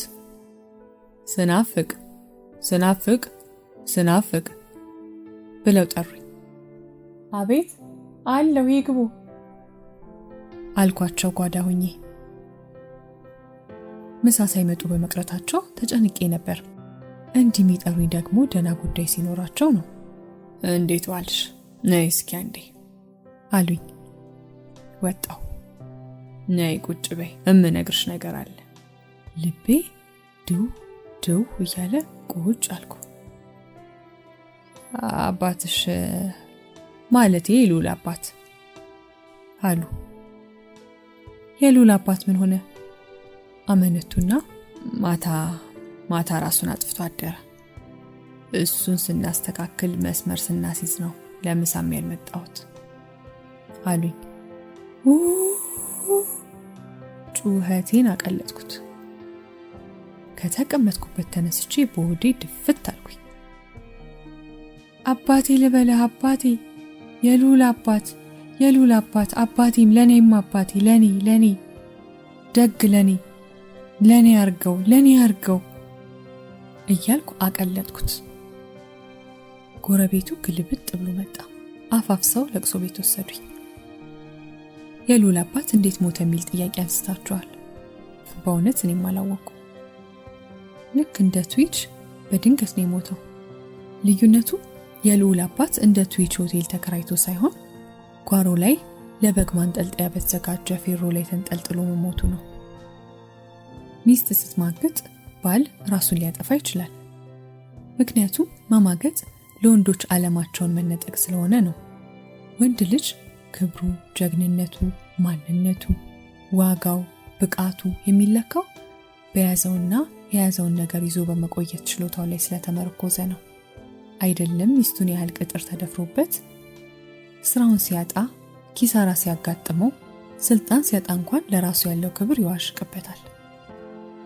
ያ ጸጋ ካደች ተልከሰከሰች ብሎ ጮሆ ጉዳዩን ለሕግ አሳልፎ የሰጠው ሰውዬ ላይ ምንድን ነው የተባለው? ይሄ ወንድ አሰዳቢ፣ ይሄ ወንድ አልጫ፣ ይሄ ሴታ ሴት፣ ሁለቱንም ቢያንስ ወንድየውን አይደፋውም ነበር የተባለው። እኛ ሴቶች ስለ ዳዊትና ሰለሞን ሴት ወዳድነት፣ ስለ ሰለሞን 1000 ቁባቶች እየሰማን ስለምናድግ አባቶቻችን ከሌላ ወልደው ሲመጡ ልጅ በረከት ነው እያሉ እናቶቻችን ሲያሳድጉ ስላየን ውሽማ ያዘ ብለሽ ትዳርሽን ልትፈቺ ነው ብለው ሽማግሌዎች ከጣራ በላይ ሲያንሿኩኩ ስለሰማን ባላችን ቢገለሙት ራሱ እስከ ራስ ማጥፋት የሚደርስ የማንነትና የስነ ልቦና ቀውስ ውስጥ አንገባም። አሁን እንደውም ሚስቶች ባላቸውን ውሽማ ያስክ በላይ ላይ ቺት አደረክ፣ በጣም ጥሩ፣ የሱ አይነት ሴት ላንተ ነው የሚገባ፣ እኔ በዛባለሁ በልንካው ብለው ወንዶቹን በሰላም ወደሚመጥናቸው ሴቶች እየላኩ ይገኛሉ። ሚስት ሚስጥር ስትደብቅ ያውም የቤተሰቡን ክብርና ሰላም ለመጠበቅ ብላ ባል ራሱን የሚያጠፋበት ምክንያት አትሆንም። እግዚአብሔር ሲቆጣ በትር አይቆርጥም ያደርጋል እንጂ ነገር እንዳይጥም ይባላል። የልዑል እናት ነገሩ እንዳይጥም ሳይደረግባት አይቀርም ባይ ነኝ። ለማንኛውም ወለተ ፍቅር ላብራቶሪ ገብታለች። አቤቱ በቁጣ አትቅሰፈኝ፣ በመቅሰፍትህም አትገስጸኝ። ድውይ ነኝና አቤቱ ይቅር በለኝ፣ አጥንቶቼ ታወከዋልና ፈውሰኝ። ነፍሴም እጅግ ታወከች። አንተም አቤቱ እስከ መቼ ድረስ ነው? አቤቱ ተመለስ፣ ነፍሴንም አድናት፣ ስለ ቸርነትህም አድነኝ። በሞት የሚያስብህ የለምና በሲኦል የሚያመሰግንህ ማን ነው? በጭንቀቴ ደክሜያለሁ፣ ሌሊቱን ሁሉ አልጋዬን አጥፋለሁ፣ በእንባዬ መኝታዬን አርሳለሁ። ከመጽሐፍ ቅዱስ የዳዊት መዝሙር ደስ ይለኛል፣ አዘወትረዋለሁ። ንጉሥ ዳዊት በኃጢአቱ ምን ያህል እንደተጨነቀ የተረዳሁት አሁን ነው። ኃጢአት ያስጨነቀችኝ ስርየስን ስጠብቅ እየከበደች መጣች። ተጀመረ እላለሁ 10 ጊዜ በሐሳቤ ነው። ምኑን የተጀመረው ስናፍቅ አሉኝ ቄስ አያሌው። ለካ ካፌ ወጥቷል። አይ ወዲህ ነው ብዬ ተነስቼ ካጠገባቸው ዘወር አልኩ። ቀድሞ የሞተን ቀብሮ የራስን ቀን መጠበቅ ደንብ ነው። የልዑልን አባት ቀብረን ቁጭ አልን። ምን ሊደረግ ይችላል? ሞት የማይለምዱት ክፉ ዕጣ ነው። ሲመጣ መቀበልና መሸኘት እንጂ ቀመር አይቀመጥለት፣ ማምለጥ አይቻልም። አሜን ብሎ በጸጋ መቀበልም አይቻለሁ። ሲሆን ማየት ብቻ፣ ሲሆን መሆን የተቻለውን ሆኖ ማሳለፍ ብቻ። የልዑል አባትን በጣም የማስታውሰው የበዓል ቀን ነው። የበዓል ቀን በጠዋት ተነስቶ በጉን ያርዳል። የሚሰራበትን ከማቀራረብ ውጪ ስራ እንድንሰራ አይፈቀድም። ስናፍቅ ቁጭ በሉ ይላል። ሁሉም ሰው ወጥቶ ደጅ ላይ የተዘጋጀውን ምድጃ ከቦ ይቀመጣል። ከሁሉም ስጋ አይነት አድርጎ በደረቁ ይጠብሳል። ጨጓራና አንጀት አይቀረውም። ማንም ቢሰራው እንደሱ አይጣፍጥም። የሚጨምረውን እናያለን። ባዘቦት እንደሱ ለመጥበስ ስንሞክር ግን ጣዕሙ ይመጣልንም። ያንን ጥብስ በትልቅ ትሪ ተደርጎ ይቀርባል። ዳቦና እንጀራ ዙሪያውን ይደረጋል። ሁሉም ሰው አንድ ላይ ነው የሚበላው። በጣም ደስ ከሚሉኝ ክስተቶች ዋናው ነበር። ክብር፣ ፍቅር፣ ቤተሰብነት ይሰማኛል። ምግቡ በጣም ከተረፈ ጉርሻ ይጀመራል። ስናፍቅ ተቀበይ ነግሬሻለሁ እያለ ደጋግሞ ይጎርሰኛል። በእርግጥ የበላው የሚመስለኝ እሱ ሲያጎርሰኝ ነው። ያልተለመደ ነገር ያሳቅቃልና ብዙም ዘና ብለን አንበላም ነበር። እፍረትና መሳቀቅ ያለበት ቆንጠር እናደርጋለን።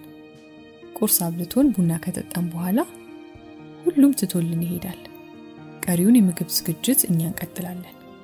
ይሄ የማይቀር የማይለወጥ የማይሻሻል ልማዱ ነው። አንዳንድ ጊዜ ከቤቱ ሞቶ ይሄዳል።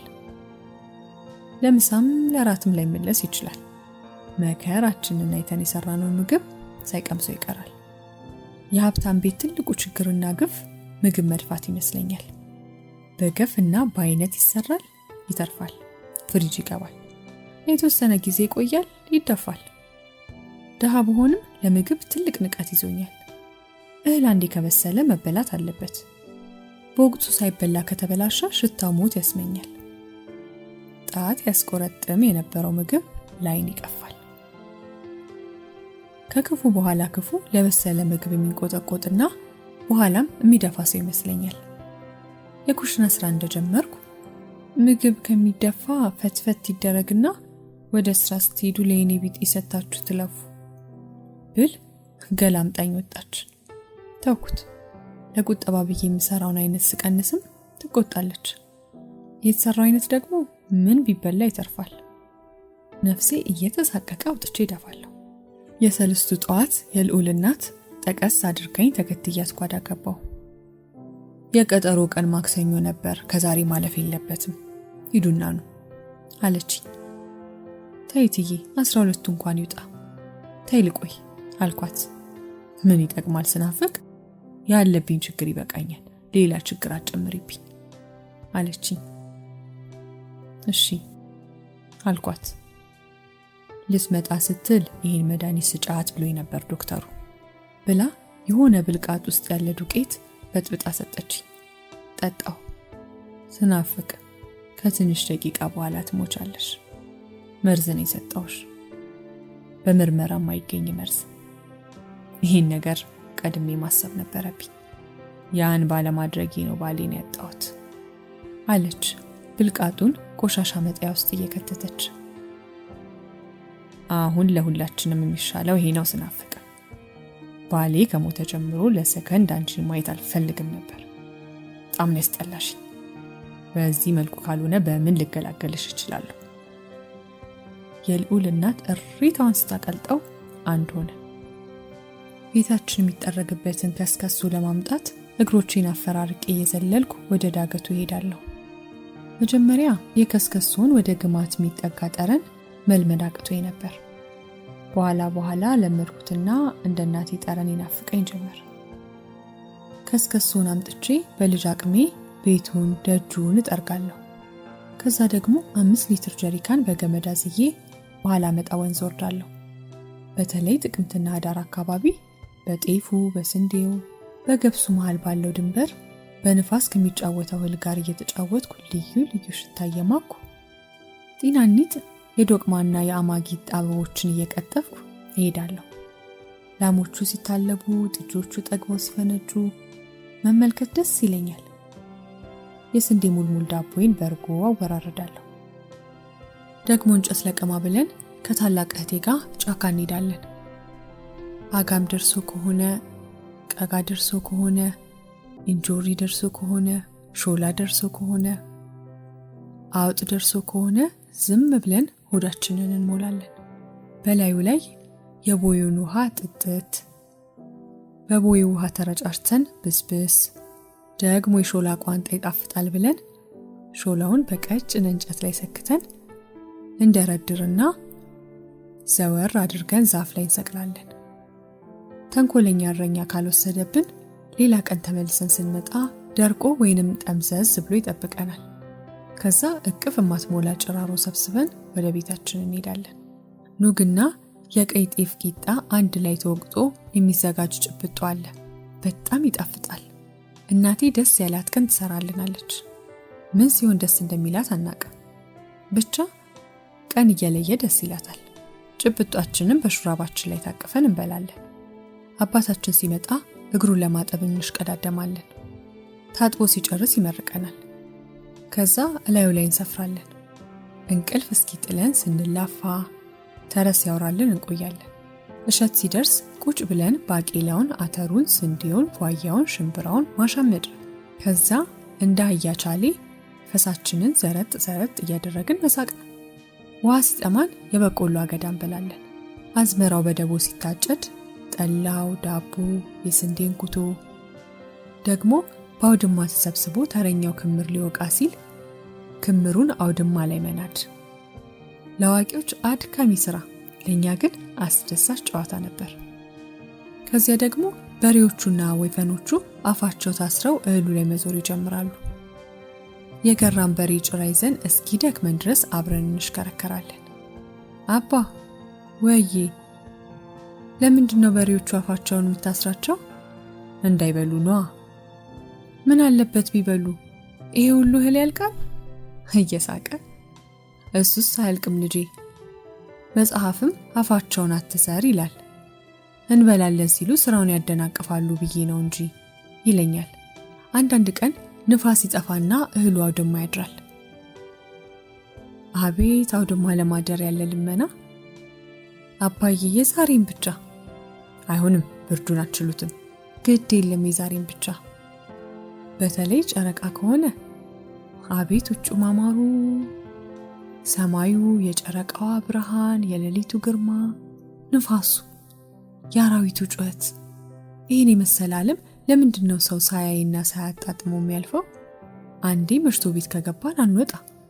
ሌሊት ሲባል ስለ መጋኛ እንጂ ስለ ውብ ተፈጥሮ ተነግሮን አያውቅም።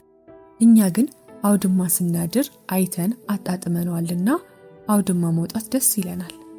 ከዛ ደግሞ የስንዴ ወይም የገብስ ገለባ ክምር ውስጥ እንደ ፍልፈል ፈልፍለን እንገባና እንተኛለን።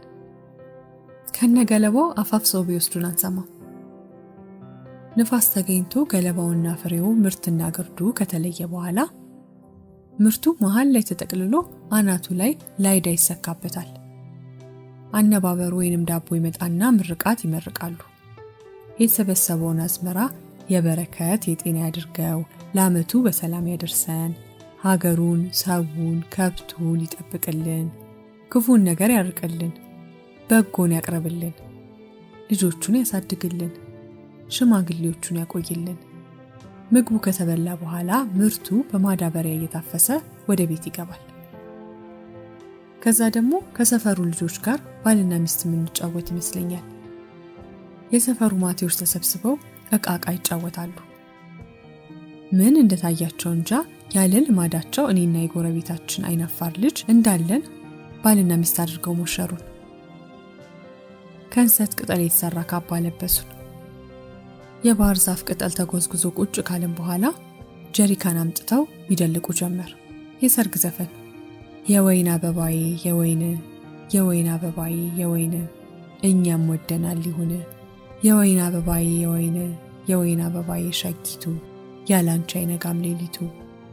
ሌላ ዘፈን አሸወይና አሸወይናዬ ወይና አሸወይናዬ የማን ነው ሙሽራ አሸወይናዬ ወይና አሸወይናዬ የኮራ ይደራ አሸወይናዬ ወይና አሸወይናዬ የጋሽ ደሪ ነው ወይ አሸወይናዬ ወይና አሸወይናዬ የዛ የቀብራራ አሸወይናዬ ወይና አሸወይናዬ አሸወይና ኮቱ ነይ በመስኮቱ አሸወይና አሸወይና ነሽ ወይ ትመጫለሽ ወይ።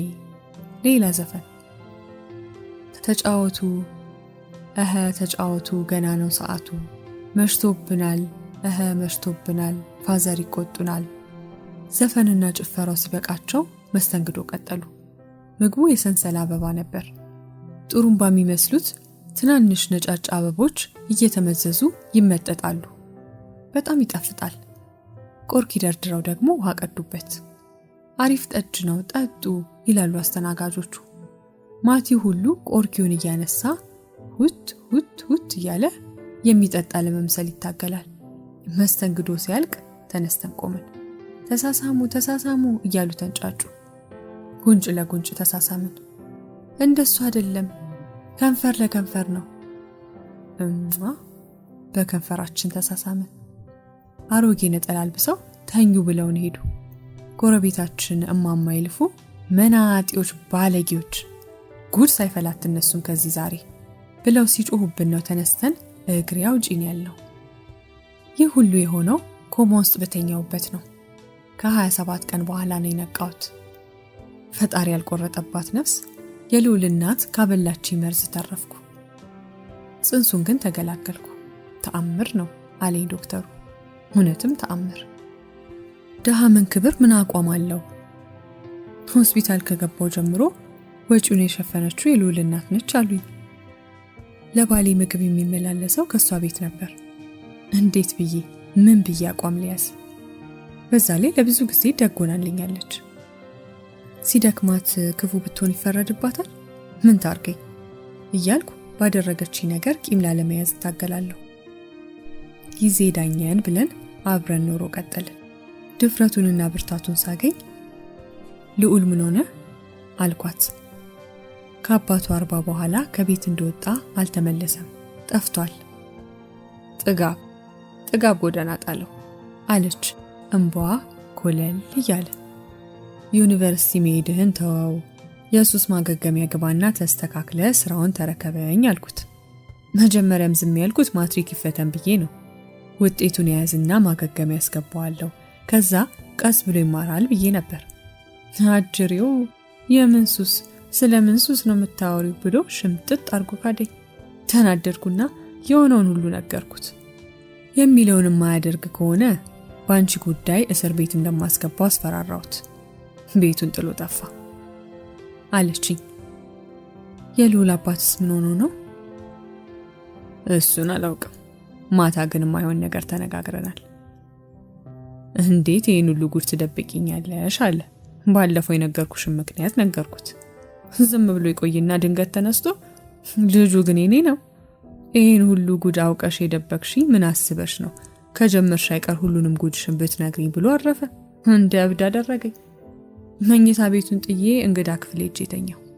ጠዋት ስነሳ በግ ማረጃው ላይ ተሰቅሎ አገኘሁት አለችኝ። ጭጭ አልኩ። ምን ልበል? ገደለችው ወይስ ራሱን ገደለ? አድፈንፍና ያኖረችው ሌላ ሚስጥር ይኖራት ይሆን? የሰራው ኃጢአት መልስ ሳይሆን አይቀርም አለችኝ ልትሄድ እየተነሳች። የተሸከመችውን መከራ አሰብኩት። በልብ ያሳዘነችኝ። ሁሉንም ነገር ይቅር አልኳት፣ ተውኩላት። አንድ ቀን ጠዋት መልእክተኛ መጣ። ለልዑል እናት በነፍስ ድረሱ ተባለ። አፏና እጇ ተጥመልምሏል፣ 3 ቀኗ ነው፣ የነርቭ ችግር ነው ብለዋል ሐኪሞች አሉን። ሞት ለማንም አይቀርም፣ የሰራሁትን ልናዘዝ ወስኛለሁ አለችኝ በተጣመመ አፏ እየተወላከፈች። ከዚህ ሁሉ በኋላ ቄሱን መበጥበጥ ይሻላል አልኳት። ትዳሬን አትበጥብጪ ማለት ፈርቼ። ምን እንዳይመጣብኝ ምን እንዳይቀርብኝ ነው አፍኜ የምሰቃየው። እንዲሁ እንደተሰቃየው ልሞት? ቢያንስ ልናዘዝና ነፍሴ አርፋ ደህና እንቅልፍ ተኝታ ትሙት።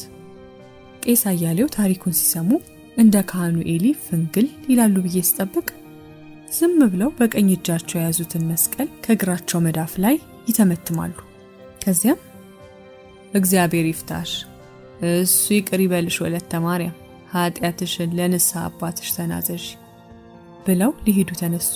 ወደ እኔ ዞሩና ሱባኤ እገባለሁ፣ አትፈልጊ፣ ስጨርስ እመጣለሁ አሉኝ።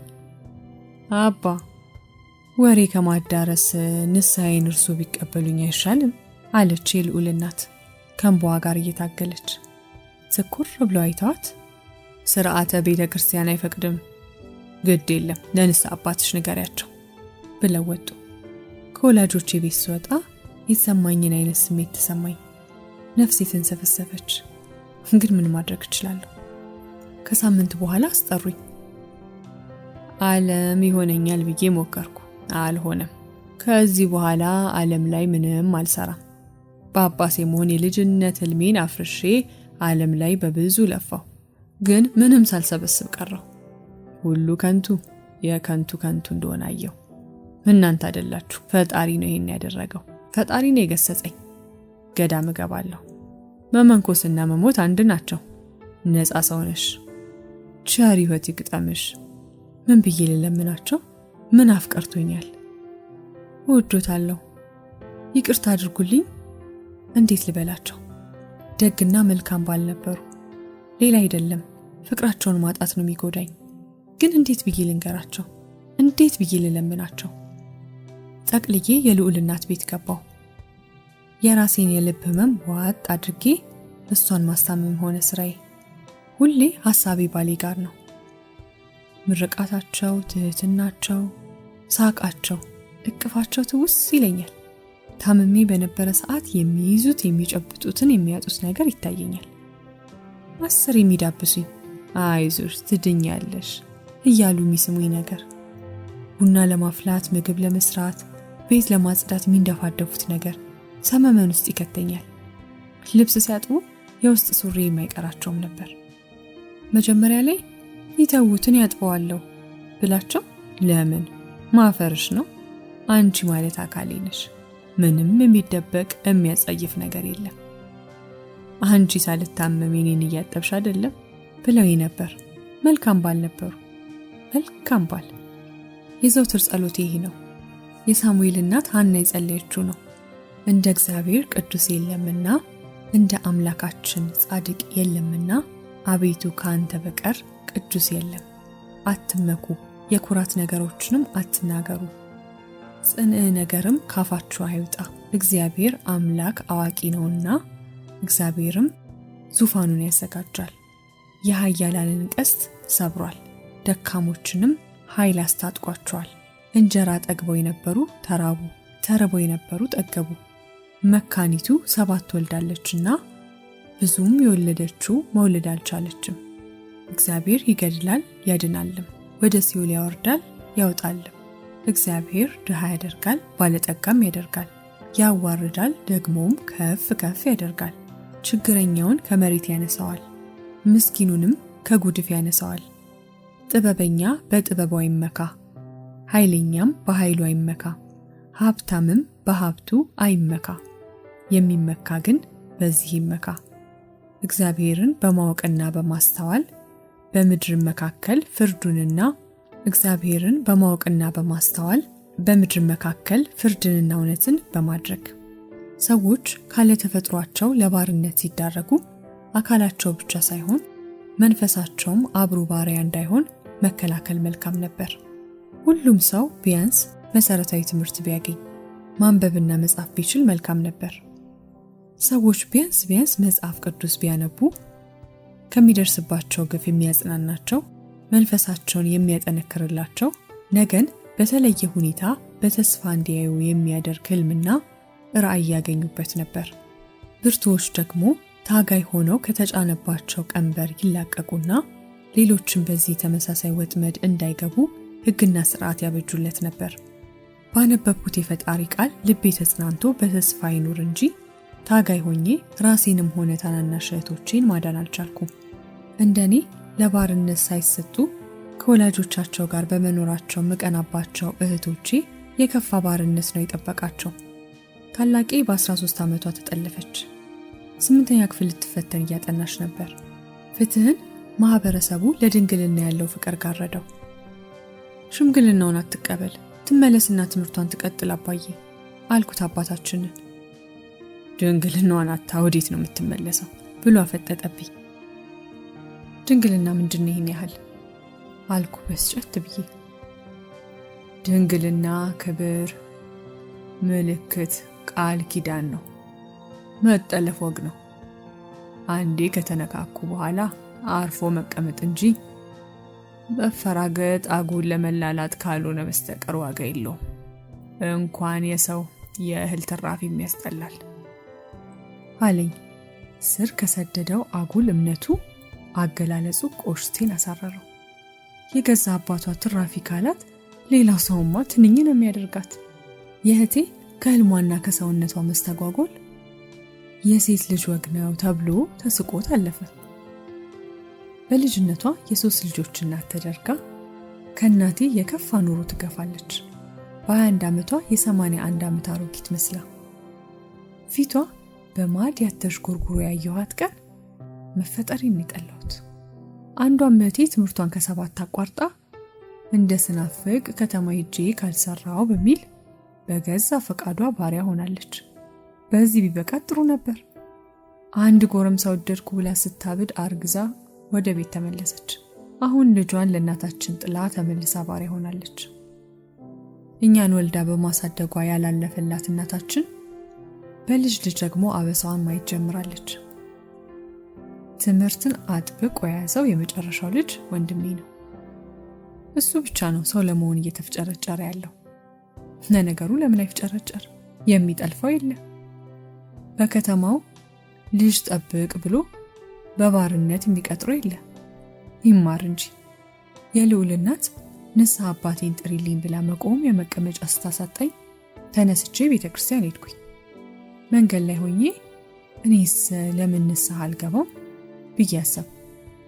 ከቄስ አያሌው ጋር ልንጋባ ከወሰንን በኋላ አንድ ቀን ቤተክርስቲያን አስጠሩኝና ስናፍቅ አቤት ንስሐ አባት መያዝ በረሳሹ ወይም በማታውቂው ክርስትና ስምሽ ምትክ ክርስትና ስምም ያስፈልግሻል አሉኝ። ታዲያ እርሱ ንስሐ አባት አይሆኑኝም? ሳቃቸውን ለቀቁት። መንግስተ ሰማያት የየዋህ ናት። የዋህ እኮ ነሽ። አንቺና እኔ አንድ አካል አንድ አምሳል ነን። እንዴት ለገዛ ራሴ ንስሐ አባት መሆን እችላለሁ? የኔ ንስሐ አባት ግን ላንቺም መሆን አለባቸው ብለው ለሽምግልና ከመጡት ካህናት ቀጠን ሰልከክ ያሉትን ካህን መምሬ ሞገስን አገናኙኝ። በቤተ ክርስቲያን ስርዓት ምትክ ክርስትና ስም ተሰጠኝ። አጸደ ማርያም ተባልኩኝ። ከሰርጉ በፊትም ንስሐ ተቀበሉኝ። የውሸት ንስሐ ነበር እንጂ ያን ሁሉ ጉድ ደብቄ የሆነ ያልሆነውን ኃጢአት ቀባጥሬ ነው ንስሐ የገባሁት። ዛሬ ግን እውነተኛውን ንስሐ ልገባ ፈለኳቸው። ከበዓታቸው ኋላ ተቀምጠው ነበር።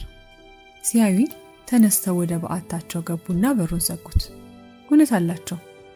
ሊጸየፉኝ ይገባል። ሁሉንም ነገር ከቄስ አያሌው ሰምተዋል።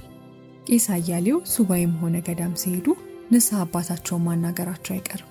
ለልዑል እናት ንስሐ አባት መልእክቱን ነግሬ እያዘንኩ ተመለስኩ። በጸበል፣ በሕክምና፣ በፍልውሃ፣ በወጌሻ የልዑል እናት ጤናዋ መሻሻል ጀመረ። ፊቷ ተስተካከለ። እጆቿን መቃናት ጀመሩ። የልዑል ወሬ ብቻ ልሰማ አለ። በአራተኛው ወር የቤቱ በር ተንኳክቶ ሲከፈት የገባውን ሰው አይቼ ማመን አልቻልኩም። ፊልም ላይ እንደሚታየው ሳደርግ ሰከንድም አልፈጀብኝ። እየበረርኩ ሄጄ ተጠመጠምኩባቸው። ባሌ ቄስ አያሌው ነበሩ።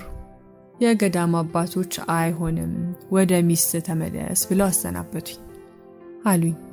አቅፊያቸው ረጅም ሰዓት አለቀስኩ። እስኪ ለኛም ልቀቂልን ስናፍቅ አለች የልዑል እናት። አዳዲሶቹ ሰራተኞች አፋቸውን ከፍተው ያሉ።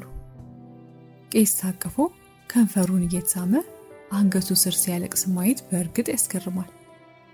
የልዑል እናት እግራቸው ስር ተደፍታ ተንሰቀሰቀች። ምን እንደምትል በማይሰማ ሁኔታ እያልጎመጎመች አልቅሳ አልበቃ አላት። በመከራ ተላቀው ወደ ቤት ከገባን በኋላ የእንግዳ ክፍል ተሰጥቶን ከልዑል እናት ጋር አብረን ሰነበትን። አንድ ጠዋት አንድ ጅምር እርጉዝ መጥታ የልዑል እናት ፊት ታለቅሳለች። እባክሽ እትዬ መንበረ እባክሽ ኪራይ አንሶ ከሆነ ኪራይን ጨምር፣ ልትሸጩ ከሆነም ትንሽ ጊዜ ስጪንና እኛ እንግዛው። የልጆቹ ትምህርት ቤት እዛው ሰፈር ነው፣ የለመድነው ሰው ያፈራንበት ሰፈር ነው፣ እባክሽ አታስወጪን ትላለች። አየሻት እህት ያልኩሽን እሷ ናት። ከነባሏ እኔ ጋር ተጠግተው ነው ያሉት። ቤቱን የፈለኩት ለነሱ ነው። የኔ ቤት እያለ እነሱ በኪራይ ቤት ይንከራተቱ። በውሉ መሰረት በአንድ ወር ውስጥ ቤት ፈልጊና ልቀቂ። ቤቴ ድረስ አምጥቶ የሚያስለቅስሽ ነገር ምንድነው? ግፍ የተሰራብሽ ይመስል የምታለቅሺ ለምንድን ነው? አለች ምርር ብላ። ሴትዮዋ ማልቀሷን ቀጠለች። ምን ልበል ዝም አልኩ። የልዑል እናት ለኛ ቤት ለመስጠት ብላ የገባችበት ችግር ነው። አይ ተያት እኛ እንከራይም ልበል? ለምን ብዬ ለማን ብዬ? ሁሉም የእድሉን አይደለም የሚኖረው። አንዱ ሲሞት ሌላው ይወለዳል። አንዱ ሲገባ ሌላው ይወጣል። አንዱ ሲያገባ ሌላው ይፋታል። አንዱ ሲያለቅስ ሌላው ይስቃል። አንዱ ሲሻር ሌላው ይሾማል። አንዱ ሲያፈርስ ሌላው ይገነባል። አንዱ ሲሻለው ሌላው ይታመማል። ዓለም እንዲህ ናት። ምን ይደረግ? በዚያን ዕለት ከሰዓት የልዑል እናት የድርጅታቸውን ጠበቃ ጠርታ ኑዛዜ ያደረገች። ይህን ያህል ሀብት እንዳላቸው አላውቅም ነበር። ሲበዛ ሀብታሞች ነበሩ። ሁሉ እያላቸው ነው ሁሉን ያጡት። ከሞቷ በኋላ ቄስ አያሌውን የንብረቷ ዋና አስተዳዳሪ አድርጋ ሾመች። ቤቶች ከሚገነቡት ድርጅቶች ሪል ስቴት የገዛቻቸውን 2 ዘመናዊ ቤቶች፣ መኖሪያ ቤቱን፣ የግንባታ ዕቃዎች አስመጪና አከፋፋይ ድርጅቱን፣ መኪኖቹን፣ በባንክ ያለ ብር ሁሉ ግማሹን ለልጇ ተመልሶ ከመጣ ግማሹን መቄዶንያ ለሚባል ድርጅት ሰጠች። ልጇ በ20 ዓመት ውስጥ ተመልሶ የማይመጣ ከሆነ ደግሞ 20% ለኛ አስቀርተን ሌላውን ለመቄዶንያ ተጨምሮ እንዲሰጥ ተናዘዘች። ፈጣሪ ይቅር ይበላት፣ ልጇን ይመልስላት፣ እድሜና አዲስ ህይወት ይስጣት። ሌላ ምን ይባላል? ናፍቆቴ ካብ ሲልልኝ ሌላ ሐሳብ ያስጨንቀኝ ጀመር። ከዚህ በኋላ መውለድ እንደማልችል ሐኪም ነግሮናል። ያ መከረኛ ጽንስ ከማህፀኔ ተጠርጎ ወጥቶ ነው የተረፍኩት። ግማሽ እኔነቴን ገብሬ ነው ቆሜ ያለሁት። ስፈራ ስቸር በኔ በመናጥ የዋዳ እርሱ እንዴት ያለ ልጅ ይኖራሉ አልኳቸው። አታስቢ ስናፍቅ የእህቶችሽ ልጆች አሉ። ወሪው እየወለደ በየሜዳው የሚጠላቸው አሉ። አንድ ወንድ አንድ ሴት እናሳድጋለን። ወንዱ ልጅ ጳጳስ ይሆናል፣ ሴቷ ልጅ ትጦረናለች አሉኝ። ከገዳም ከመጡ በኋላ ወለተ ፍቅር እያሉ መቀለድ ትተዋል። ለእርሱ የከበደውን በልጆ ላይ መጣል ተገቢ ነው? አይዞሽ አታስቢ ስናፍቅ እሱ የፈቀደው ይሆናል።